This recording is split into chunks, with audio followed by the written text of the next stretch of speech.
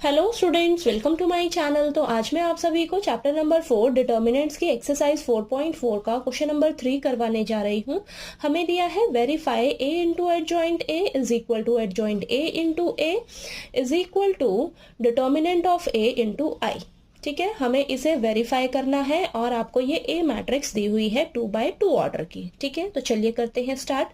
तो सबसे पहले हम क्या करेंगे, हम न इस मैट्रिक्स का एडजॉइंट निकालेंगे। ठीक है, तो हम यहाँ पर लिख लेते हैं, इसे ए मैट्रिक्स मान लेते हैं। आपको क्या दे रखी है, 2 3 -4 -6। तो हम क्या करेंगे, सबसे पहले इस मैट्रिक्स का कोफैक्टर्स निकालेंगे। ठीक है, हमें एडजॉइंट निकालना है ना, तो एडजॉइंट निकालने के लिए आपको कोफैक्टर्स चाहिए होंगे। कोफैक्टर्स का फिर हम क्या करेंगे, ट्रांसपोज करेंगे, तब जाकर आपके पास एडजॉइंट मिलेगा आपको। ठीक है, तो चलिए सबसे पहले हम कोफैक्टर्स निकालते हैं। तो कोफैक्टर्स क्या आ जाएंगे, देखिए ये आ जाएगा -1 की पावर 1 + 1 × m1 तो ये आ जाएगा आपके पास 1 × -6। ठीक है, मैं डायरेक्ट भी लिख सकती थी इसका एडजॉइंट। मैंने आपको बताया ना 2x2 ऑर्डर का एडजॉइंट कैसे निकालते हैं शॉर्टकट मेथड से, तो वैसे भी कर लीजिएगा आप। ठीक है, तो यहाँ पर हम ये करते हैं। चलिए, ये -1 आ जाएगा और ये आ जाएगा आपके पास -4। ठीक है,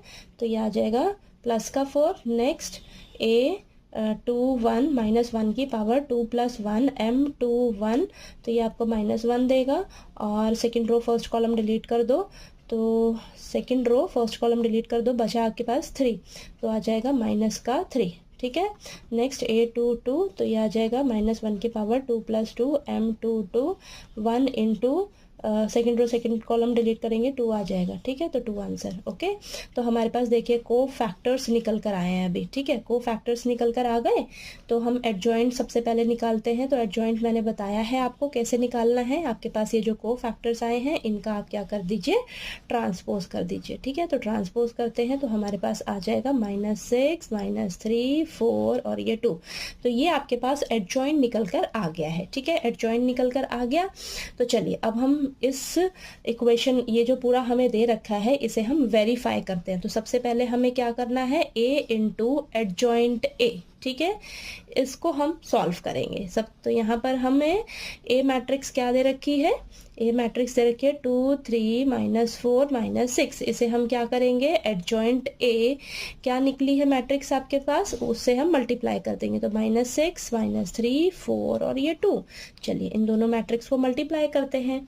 तो मल्टीप्लाई करते हैं, फर्स्ट रो फर्स्ट कॉलम को मल्टीप्लाई करिए।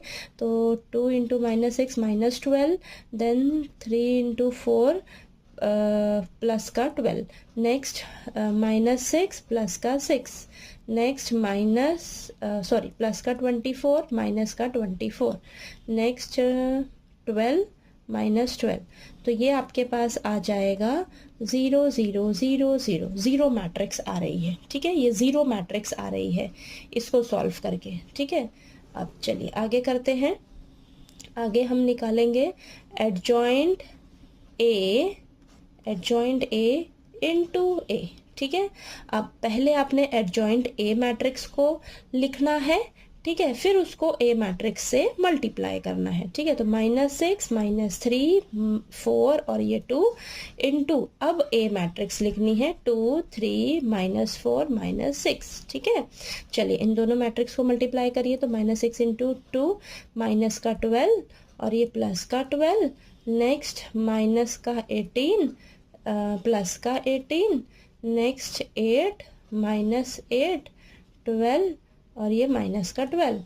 तो ये भी आपके पास देखिए क्या आ रहा है निकल कर, 0 0 0 0। ठीक है, तो ये भी आपके पास 0 मैट्रिक्स, ये भी आपके पास 0 मैट्रिक्स। अब थर्ड क्या है आपको दिया हुआ, डिटर्मिनेंट ऑफ ए इंटू आई। ठीक है, डिटर्मिनेंट ऑफ a इंटू आई। तो आपको a मैट्रिक्स का क्या करना होगा, डिटर्मिनेंट निकालना होगा। ठीक है, तो डिटर्मिनेंट निकाल लेते हैं सबसे पहले हम, फिर उसको आइडेंटिटी मैट्रिक्स से मल्टीप्लाई करते हैं। ठीक है, तो 2 3 -4 -6 इसका हम डिटर्मिनेंट सॉल्व करते हैं। तो देखिए क्या आता है, ये आ जाएगा माइनस का 12 और ये प्लस का 12, तो क्या आ जाएगा आपके पास 0, 0 आ गया डिटर्मिनेंट। ठीक है, तो हमें तो क्या करना है, डिटर्मिनेंट ए को आइडेंटिटी मैट्रिक्स से मल्टीप्लाई करना है। तो 0 इंटू आइडेंटिटी मैट्रिक्स क्या होगी आपके पास, सॉरी ये 1 2x2 ऑर्डर की लेंगे ना हम, 1 0 0 1। ठीक है, 2x2 ऑर्डर की आइडेंटिटी मैट्रिक्स लेंगे। तो ये भी देखिए 0 को आप इन सभी से मल्टीप्लाई करोगे तो आपको 0 मैट्रिक्स ही मिलेगी। ठीक है, तो ये देखिए 0 0 0 0, ठीक है, 0 मैट्रिक्स ही मिलेगी। तो देखिए आपके पास ये तीनों केस में क्या निकल कर आ रहा है, आंसर सेम आ रहा है। ठीक है, 0 मैट्रिक्स निकल कर आ रहा है तीनों केस में। तो ये आपका देखिए ये क्वेश्चन वेरीफाई हो गया। तो आपको इसी चीज को वेरीफाई करना था कि ये जो तीनों हैं ये तीनों हमारे एक दूसरे के इक्वल हैं, इक्वल हैं। तो ये देखिए हमने जब इसको सॉल्व किया तो हमें इक्वल आंसर मिल रहा है, तो यानी कि ये क्वेश्चन हमारा वेरीफाई हो गया। ठीक है, समझ आया कैसे किया है हमने क्वेश्चन नंबर 3। ठीक है, चलिए अब हम नेक्स्ट क्वेश्चन नंबर 4 करेंगे। ओके।